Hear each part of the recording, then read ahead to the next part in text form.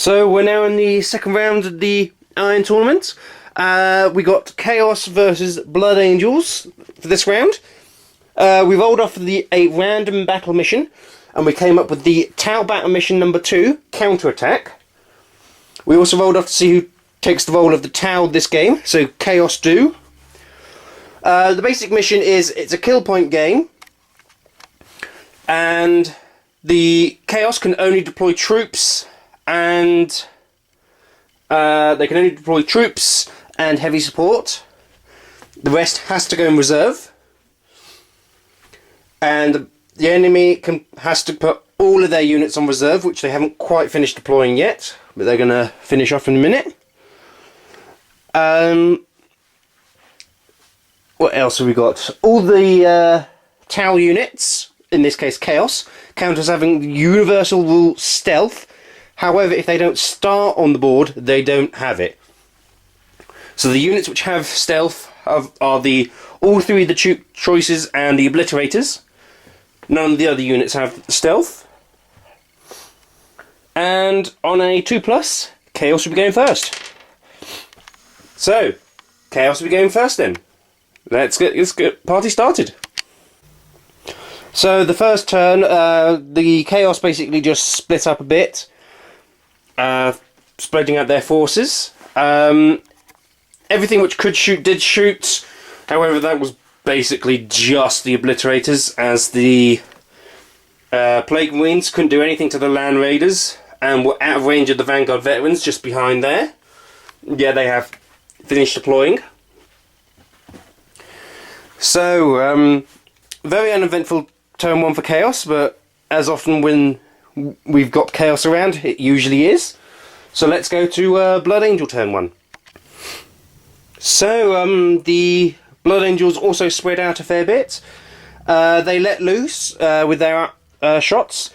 These two Land Raiders fired all their shots into the obliterators, despite causing mountains of wounds and forcing 3 invulnerable saves.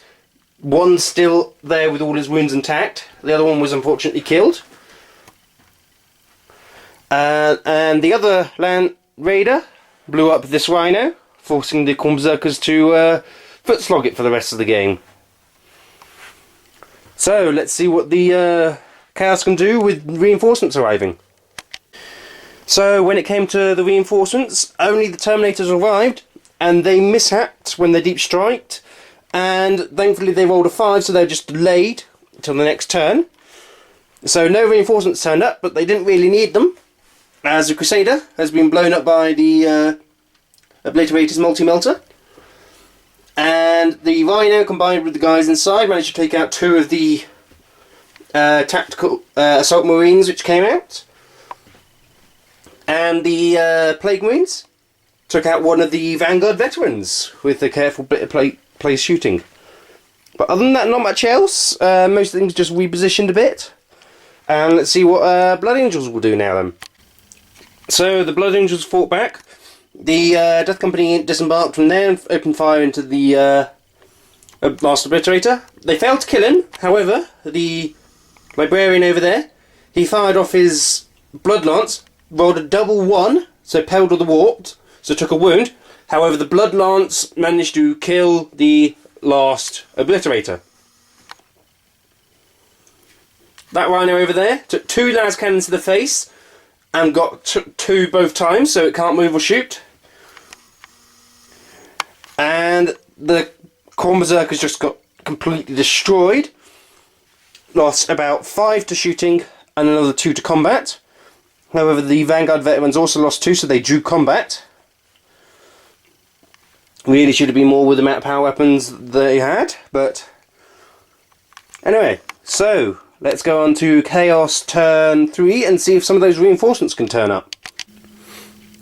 So all the Chaos reinforcements arriving from all sides of the board because of the counterattack special rules, which means that the reinforcements can arrive from the unused board edges.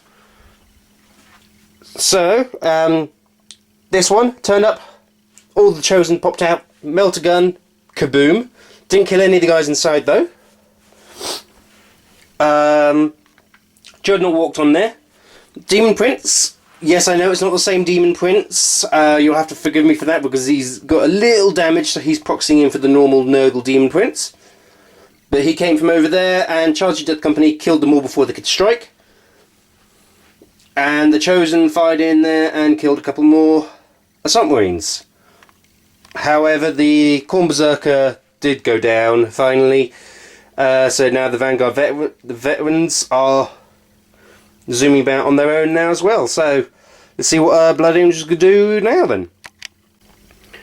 So death and destruction all over the place. A vast quantity of the reinforcements are now dead. The Chosen are down to one Chosen left from a Flamestorm cannon hitting them. The Terminators got charged by both the Vanguard veterans and the Tactical Assault Squad, taking their numbers down to one guy left. However, the Vanguard veteran Sergeant was lost in the combat as well. The Dreadnought was taken down by that land raider over there using the Machine Spear on its multi-melter. And this three-man unit managed to take down the Rhino, killing the melter gun in the unit in the process from the explosion.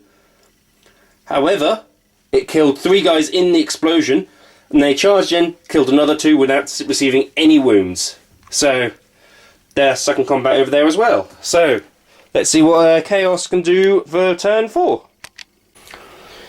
So as you can probably tell, there were no more land raiders on the field. The Demon Prince came up and punched it, wrecking it. The Terminators were finally finished off. They only took one wound, but from a normal close combat weapon, but they rolled a 1, so that one guy died. And they've consolidated off.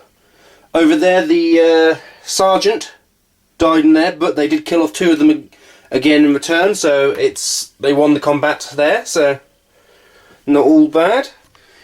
And we'll see what the Blood Angels can do for their turn 4. So this seems to be going down right into the nails. The Blood Angels have killed off yet more Chaos. They blew up the Rhino and took out the guy inside the Rhino, and then consolidated off into these spore chimneys. The unit over here, along with the help of the Vanguard veteran, took out the last of the Chaos Marines, and then consolidated off here. So now all there's left is just 2 units of Chaos against 1, 2, 3, 4, 5 units of Blood Angels, funnily enough. But there's not many men on either side left, so we'll see how this goes. Let's go into Chaos turn 5. So the Chaos have started moving, taking the fight to the enemy. The Demon Prince heralded the warp with his warp time and took a wound, then charged into this assault squad, killing 3 of them, but they managed to do 1 wound in return with the Sanguinary Priest stabbing him in the groin area by the looks of it. But they're holding fast there. And over here, the shock of probably the game, all those Plague Marines opened fire into the unit consisting of just a Librarian and a Sanguinary Priest. Librarian managed to get up his Sanguinary shield, and thanks to the shield, the Priest is still alive, passing 2 of the cover saves which he needed to take, and then passing another 4 armour saves. So somehow the Priest is still alive. Librarian unfortunately is gone, but the Priest is still alive and kicking. So we'll see what the Blood Angels can do with all their grand total of 5 models left. And with the end of turn 5, it's coming down to 2 men to save the entire army. 1 Vanguard veteran and 1 Sanguinary Priest. It's not looking brilliant for the Blood Angels, but we're going to carry this out through. So, because it's the end of turn 5. If 1 or 2 is rolled, then Blood Angels win. Otherwise, Chaos are likely to win. So it's rolled up in the tower.